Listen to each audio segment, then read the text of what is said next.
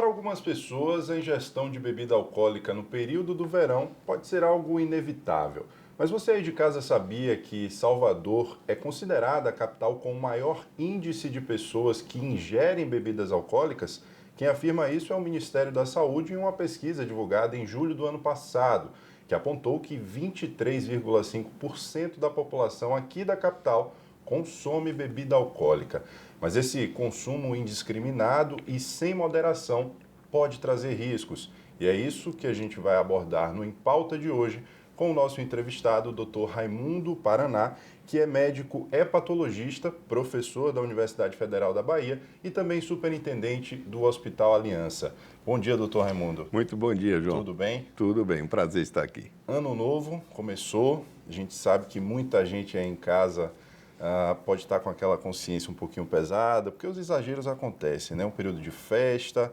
Agora, o que o álcool em excesso pode trazer de prejuízo para a vida das pessoas? Há duas questões. Eu sempre digo a meus alunos assim, nada em excesso é bom. Não é? O álcool em excesso, obviamente, traz seus problemas. Tem uma situação que é mais aguda, que é o indivíduo que consumiu aquele álcool intensamente por uma festa, porque ele está numa situação especial, e aí ele tem uma embriaguez, que é uma intoxicação aguda, e ele vai sofrer o que nós chamamos de ressaca, que é o fenômeno de intoxicação alcoólica no dia seguinte. Essa é uma situação específica. E a outra, o usuário, quanto mais do álcool, aquele que usa álcool frequentemente numa faixa de risco para doenças hepáticas. Sim. E esse aí pode desenvolver doença hepática de 5 a 10 anos após o início do consumo. São duas situações bem diferentes. Bem diferentes. Nesse primeiro exemplo que o senhor citou, a gente tem um outro dado que foi divulgado pela Secretaria Municipal da Saúde referente ao Festival da Virada, que aconteceu aqui em Salvador, né? Somente no primeiro dia foram feitos 123 atendimentos de pessoas que exageraram na dose, consumiram álcool, além do que o corpo aguentava, né? Nesses casos, doutor, o senhor falou que de 5 a 10 anos pode aparecer um problema crônico. Situações como essa de exagero em um dia também podem contribuir para isso? Olha, não, essa é uma situação diferente. Esse consumo pontual do álcool em exagero, que gera o estado de embriaguez, que é a intoxicação alcoólica, ele pode ser perigoso. Ele tem vários estágios. Um estágio de embriaguez, onde o indivíduo começa a ter a chamada disartria, ele não consegue falar corretamente, até o momento que ele começa a ter alterações no equilíbrio, ele não consegue ter uma marcha, e até uma fase mais avançada, o coma alcoólico. O que é que acontece? Normalmente, em situações como essa, se o fígado é um fígado normal, ele tem uma recuperação praticamente completa se o indivíduo fez esse consumo muito pontualmente. Sim. Se esse consumo for extremamente exagerado, ele pode ter uma agressão aguda assim, ao fígado, mas ele pode ter outros fenômenos, como o coma alcoólico e ele fazer uma aspiração, vomitar e aspirar o vômito para dentro do brônquio, que é uma pneumonia aspirativa, que é uma situação grave. Isso a gente vê com muita frequência nesse tipo de intoxicação aguda. Já na doença crônica do fígado, o indivíduo precisa beber muito. Sim. E beber por longo tempo. Ele pode beber diariamente, ele pode beber no final de semana. O que importa é a quantidade de álcool que ele ingere por semana. Não importa se é cerveja, se é vinho, se é uísque.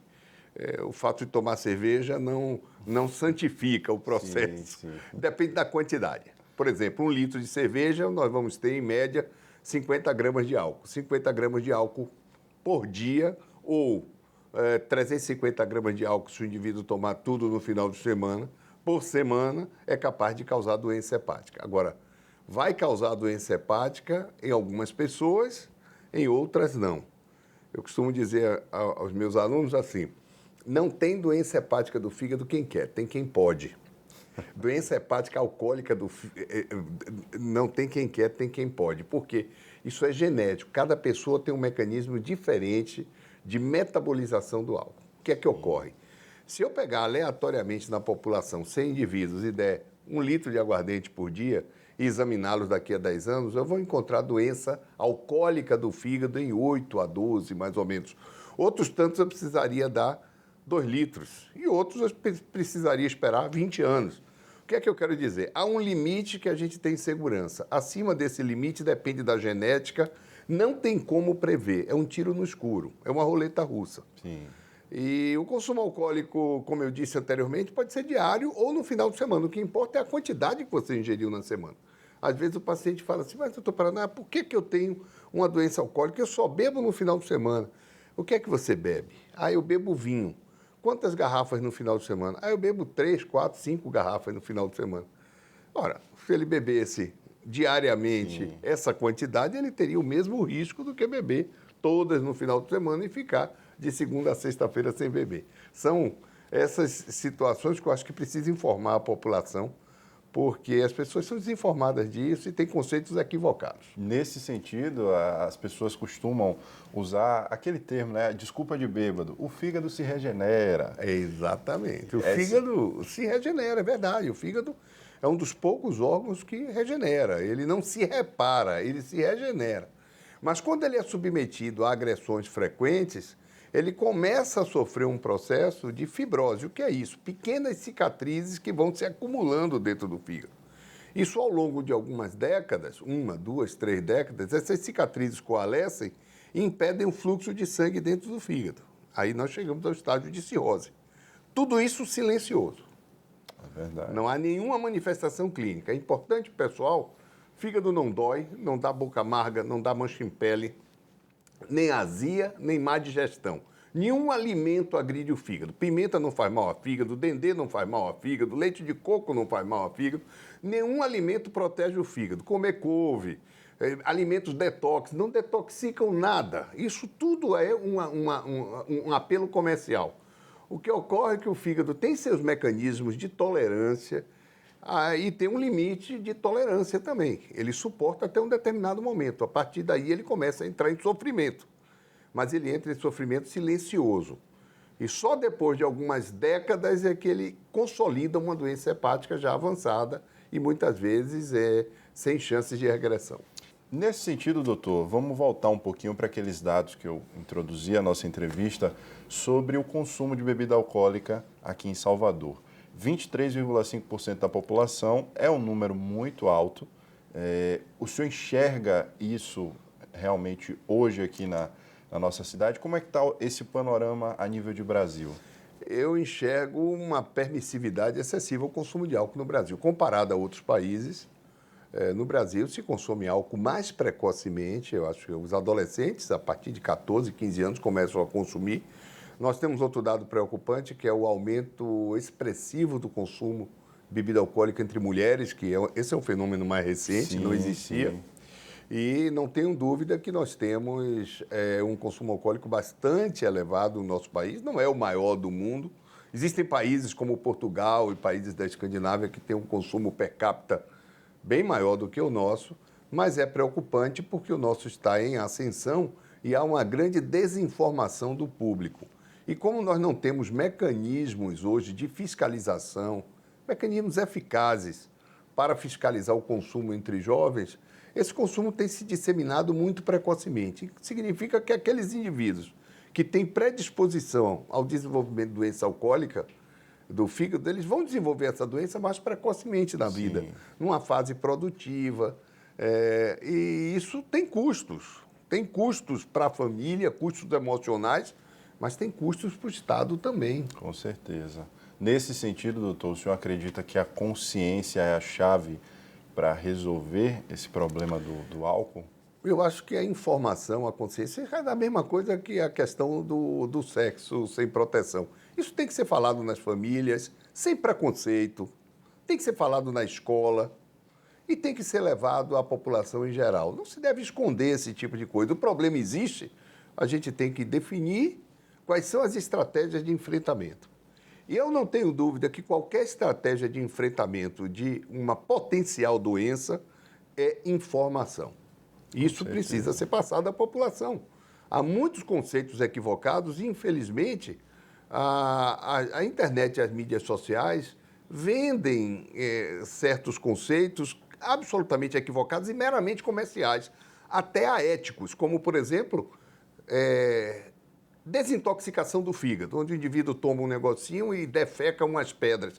Isto é de um primarismo e de uma falta de honestidade absoluta com o indivíduo, que paga caro para fazer isso, ele tem a ideação de que ele pode beber, porque ele vai tomar essa coisinha, que não desintoxica fígado coisa nenhuma, é uma reação química que acontece nas fezes para eliminação das pedras, nada vem do fígado, é uma mentira deslavada, é um estelionato, porque está assim, enganando uma pessoa e tomando dinheiro dessa pessoa, e a pessoa passa a acreditar que ela pode beber, porque depois ela vai desintoxicar o fígado. Isso me ocorre muito. Vários pacientes meus hoje me trazem esse conceito e eles adquirem esse conceito nas mídias sociais, na internet.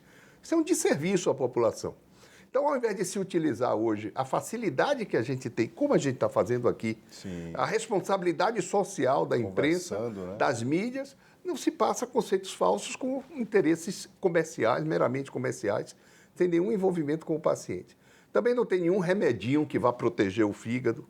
Vários são vendidos como protetores. Um dos medicamentos mais vendidos no Brasil é a silimarina. Silimarina é vendido para proteger o fígado. Muita gente bebe e toma silimarina porque acha que o fígado está sendo protegido. Não tem nenhum estudo que comprove isso, nenhuma comprovação.